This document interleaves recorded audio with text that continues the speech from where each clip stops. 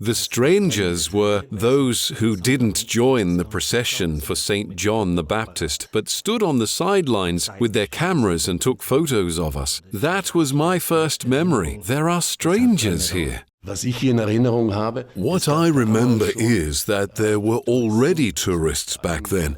Mostly Germans, some Austrians too.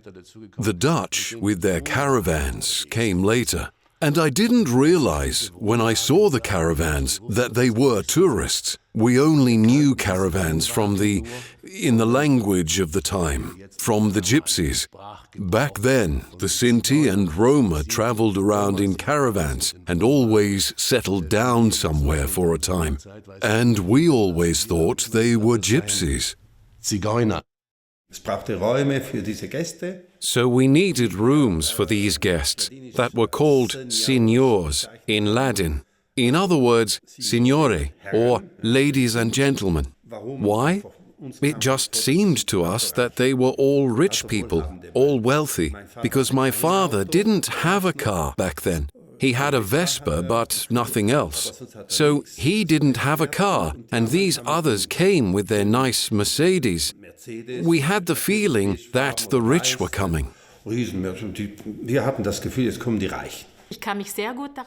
I remember it all very well, because it was always a very exciting time for us children when guests came. We also made a huge effort back then. My mother would always prepare a welcome merende, a platter of cold cuts with all the trimmings. I still remember how she used to decorate these dishes, for example with little pigs carved out of lemons, or radishes artistically formed into little animals. She decorated these platters beautifully, something she never did for us. She also brought out the expensive china that was usually kept in the cupboard in the bedroom. And so these guests were treated to things that we ourselves didn't often see in the family. It was new for us children to see cured and boiled ham and cheese for breakfast. It had never happened before. When the guests weren't there, it didn't happen either. But as children, we always took the leftovers as a Halbmittag, a snack lunch. What the guests didn't finish, we would devour as our Halbmittag. In those days, it was quite normal for us to move out of our room in the summer months, so the guests could sleep in there. To make use of the opportunity, of course. And so we would increasingly let out the rooms to guests and earn money for it. And what did we have to do? There were two options. You could either set up a bed in the cellar, which of course we also did, but the highlight, or another happy memory for those days, was that we children could sleep in the hay in the barn. There were often lots of children to stay, and we would make friends with them. We actually made great friends at that time. I think we also gained a kind of education. We exchanged experiences with these children from the big city. We couldn't even imagine a city.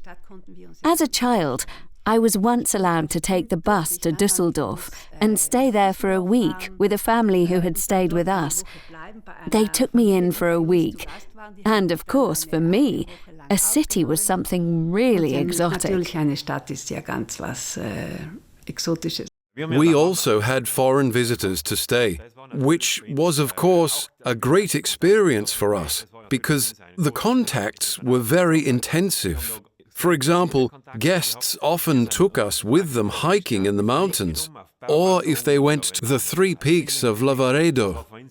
That was also a highlight for us at the time because we simply didn't have a car. So that's why we were delighted if we could go on outings with our guests. There was also a family I remember. They were from Vicenza, and I went on my first trip to the Schnals Glacier with them. They took me skiing that summer. It was fascinating for me to see how differently the German and Italian guests behaved. And seeing this as a young child was certainly one thing that broadened my own horizons a little, because I can still remember my mum always saying that she didn't understand why the German guests always had to have sausage for breakfast, because it wasn't a typical South Tyrolean breakfast food. And my job was to go on my folding bike up to the village shop almost as soon as it opened and get fresh sausage for breakfast and fresh bread rolls to meet the needs of our German guests, and then to see the Italians, who hardly touched the nice breakfast Mum had prepared for them because they didn't really eat breakfast.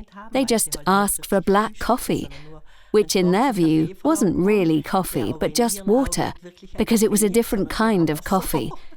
And that's how you came into contact with different cultures at a very early age. In Berührung kämen mit unterschiedlichen Kulturen.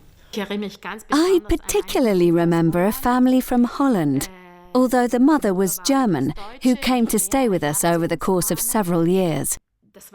It was a completely different world for us children. These people came from the big city, and aside from the language, we soon picked up a rudimentary knowledge of Dutch. We would, of course, play with their children.